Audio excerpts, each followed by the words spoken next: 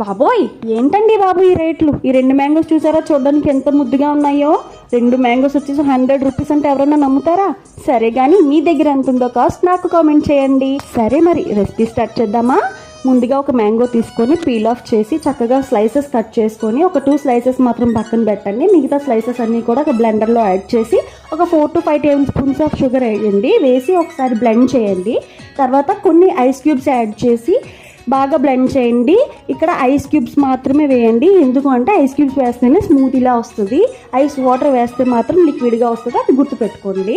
తర్వాత బ్లెండ్ చేసిన తర్వాత ఒక ½ గ్లాస్ ఆఫ్ పాలు వేసి మళ్ళీ ఒకసారి బ్లెండ్ చేసుకొని మీరు సర్వ్ చేసుకునే గ్లాసెస్లో వేసుకొని మీకు నచ్చినట్టు టాపింగ్ చేసుకోండి. నేనైతే కొన్ని మ్యాంగో స్లైసెస్ని వేసేసి అండ్ బాదం కాజుతో కూడా గార్నిష్ చేసుకున్నాను. ఈ రెసిపీ అయితే మా ఆయనకి అండ్ మా పాపకి అయితే పిచ్చిగా నచ్చేసింది.